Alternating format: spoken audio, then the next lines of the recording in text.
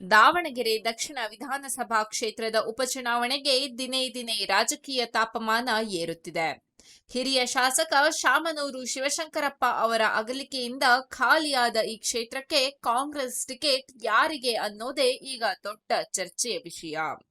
ಅದರಲ್ಲೂ ಅಹಿಂದ ಸಮುದಾಯದ ನಾಯಕರು ಒಗ್ಗಟ್ಟಾಗಿ ಟಿಕೆಟ್ ನಮ್ಮದೇ ಆಗಬೇಕು ಎಂದು ಹೈಕಮಾಂಡ್ ಮೇಲೆ ಒತ್ತಡ ಹೇರುತ್ತಿದ್ದಾರೆ. ಮುಸ್ಲಿಂ, ದಲಿತ, ಹಿಂದುಳಿದ ಹಾಗೂ ಲಿಂಗಾಯತ ಪಂಚಮಸಾಲಿ ಈ 4 ಸಮುದಾಯಗಳಿಗೆ ಟಿಕೆಟ್ ಕೊಡಲೇಬೇಕು ಅನ್ನೋದು ಅವರ ಪ್ರಮುಖ ಆಗ್ರಹ. ದಕ್ಷಿಣ ಕ್ಷೇತ್ರದ ವಾಸ್ತವ ಪರಿಸ್ಥಿತಿಯನ್ನ ನೋಡಿದ್ರೆ ಇಲ್ಲಿ 80% ಜನಸಂಖ್ಯೆ ಅಹಿಂದ ವರ್ಗಕ್ಕೆ ಸೇರಿದೆ ಅನ್ನೋ ವಾದವನ್ನ ನಾಯಕರು ಮುಂದಿಟ್ಟಿದ್ದಾರೆ. ಕಾಂಗ್ರೆಸ್ ಪಕ್ಷ ದಾವಣಗೆರೆಯಲ್ಲಿ ನಿಲ್ಲೋಕೆ ನಾವು ಊರುಗೋಲಾಗಿದ್ದೇವೆ. ಹೀಗಾಗಿ ಸಾಮಾಜಿಕ ನ್ಯಾಯದ ಹೆಸರಿನಲ್ಲಿ ಈ ಬಾರಿ ಅವಕಾಶ ನಮಗೆ ಕೊಡಬೇಕು ಅನ್ನೋದು ಅವರ ಧ್ವನಿ.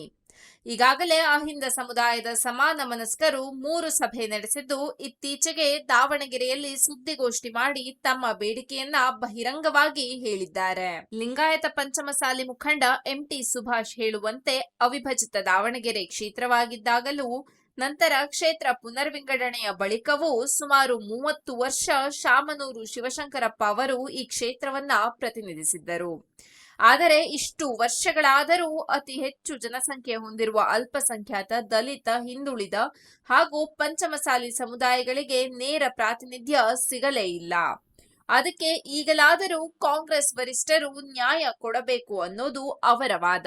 ಛಲವಾದಿ ಮಹಾಸಭಾದ ಎನ್ ರುದ್ರಮುನಿ ಮತ್ತು ನಾಯಕ ಸಮುದಾಯದ ಹೊನ್ನಾಳಿ ಸಿದ್ದಣ್ಣ ಕೂಡ ಇದೇ ಮಾತನ್ನ ಪುನರಾವರ್ತಿಸಿದ್ದಾರೆ. ಯಾವ ಸಮುದಾಯದ ಸಂಖ್ಯೆ ಜಾಸ್ತಿ ಇದೆಯೋ ಆ ಸಮುದಾಯಕ್ಕೆ ಮೊದಲು ಆದ್ಯತೆ ಸಿಗಬೇಕು ಅನ್ನೋದು ಸಾಮಾಜಿಕ ನ್ಯಾಯದ ಸರಳ ಲೆಕ್ಕ ಅನ್ನೋದು ಅವರ ಮಾತು. ವಿಧಾನ ಪರಿಷತ್ ಸದಸ್ಯ ಅಬ್ದುಲ್ ಜಬ್ಬಾರ್ ಇನ್ನೂ ಒಂದು ಹೆಜ್ಜೆ ಮುಂದೆ ಹೋಗಿ, ಶಾಮನೂರು ಶಿವಶಂಕರಪ್ಪ ಜಾತ್ಯತೀತ ನಾಯಕರು, ಅವರು ಇರುವವರೆಗೂ ನಾವ್ಯಾರೂ ಟಿಕೆಟ್ ಬಗ್ಗೆ ಯೋಚನೆ ಮಾಡಲಿಲ್ಲ. ಆದರೆ ಈಗ ಅವರಿಲ್ಲ. ಅಲ್ಪಸಂಖ್ಯಾತರಿಗೆ ಟಿಕೆಟ್ ಕೊಟ್ಟರೆ ನಾವೇ ಗೆಲ್ಲಿಸಿಕೊಂಡು ಬರ್ತೇವೆ. ಅದು ಆಗದಿದ್ದರೂ ಅಹಿಂದ ವರ್ಗದ ಯಾರಿಗೆ ಕೊಟ್ಟರೂ ಒಗ್ಗಟ್ಟಾಗಿ ಕೆಲಸ ಮಾಡ್ತೇವೆ ಎಂದು ಭರವಸೆ ನೀಡಿದ್ದಾರೆ. ಇದರ ನಡುವೆ 45 ವರ್ಷಗಳಿಂದ ಪಕ್ಷಕ್ಕಾಗಿ ದುಡಿದಿರುವ ನಾಯಕ ಸಮುದಾಯದ ಬಿ ವೀರಣ್ಣ ಅವರ ಮನವಿ ಕೂಡ ಭಾವನಾತ್ಮಕವಾಗಿದೆ. ಶಾಮನೂರು ಇದ್ದವರೆಗೂ ಟಿಕೆಟ್ ಕೇಳಲಿಲ್ಲ. ಅವರ ಒಳಿತಿಗಾಗಿ 2.5 ದಶಕ ದುಡಿದೆ. ಈಗಾದರೂ ನಮಗೂ ಒಂದು ಅವಕಾಶ ಕೊಡಬೇಕು ಅನ್ನೋದು ಅವರ ನೋವು. ಈ ಎಲ್ಲ ಒತ್ತಡಗಳ ನಡುವೆ ಶಾಮನೂರು ಕುಟುಂಬದ ಪಾತ್ರ ಏನು ಅನ್ನೋ ಪ್ರಶ್ನೆ ಸಹಜವಾಗಿ ಎದ್ದಿದೆ. ಶಾಮನೂರು ಕುಟುಂಬವು ಹೈಕಮಾಂಡ್ಗೆ ತಮ್ಮ ಆಕಾಂಕ್ಷಿಗಳ ಹೆಸರನ್ನ ನೇರವಾಗಿ ಹೇಳದೆ, ನಾವು ಪಕ್ಷದ ನಿರ್ಧಾರಕ್ಕೆ ಬದ್ಧ ಅನ್ನೋ ಸಂದೇಶವನ್ನ ಮಾತ್ರ ರವಾನೆ ಮಾಡಿದೆ ಎನ್ನಲಾಗ್ತಿದೆ. ಅಂದರೆ ಕುಟುಂಬದವರೇ ಟಿಕೆಟ್ ಪಡೆಯಬೇಕು ಅನ್ನೋ ಪಟ್ಟು ಹಿಡಿತ ಅವರು ತೋರಿಸುತ್ತಿಲ್ಲ ಅನ್ನೋ ಮಾತುಗಳು ಕೇಳಿಬರುತ್ತಿವೆ.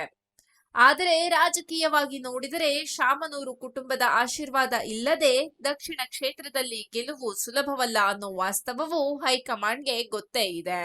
ಹೀಗಾಗಿ ಈಗಿನ ಸ್ಥಿತಿಗತಿ ನೋಡಿದ್ರೆ ಈ ಬಾರಿ ಶಾಮನೂರು ಕುಟುಂಬದವರಿಗೆ ನೇರವಾಗಿ ಟಿಕೆಟ್ ಸಿಗುವ ಸಾಧ್ಯತೆ ಕಡಿಮೆ ಅನ್ನೋ ಮಾತುಗಳು ಬಲವಾಗಿವೆ.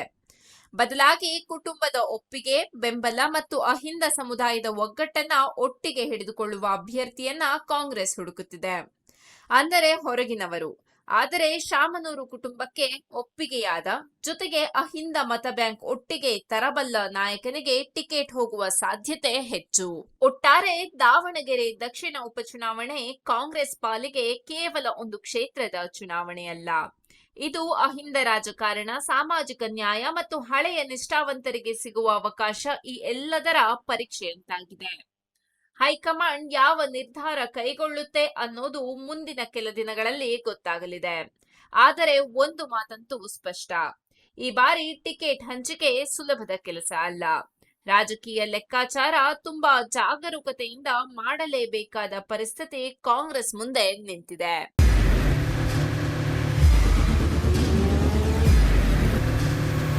ಪ್ರಜಾಮಾರ್ಗ ನ್ಯೂಸ್, ಇದು ಜನಸಾಮಾನ್ಯರ ಧ್ವನಿ. ನಮಸ್ಕಾರ. ನೀವು ನೋಡ್ತಾ ಇದ್ದೀರಾ ಪ್ರಜಾಮಾರ್ಗ ನ್ಯೂಸ್. ರಾಷ್ಟ್ರದ, ರಾಜ್ಯದ, ರಾಜಕೀಯದ ಬಗ್ಗೆ ಹೆಚ್ಚಿನ ಸಿನಿಮಾ ಅಪ್ಡೇಟ್ಗಳಿಗಾಗಿ ಫಸ್ಟ್ ಲೈಕ್ ಮಾಡಿ, ಸಬ್ಸ್ಕ್ರೈಬ್ ಆಗಿ, ಹಾಗೆ ಫಾಲೋ ಕೂಡ ಮಾಡಬೇಕು.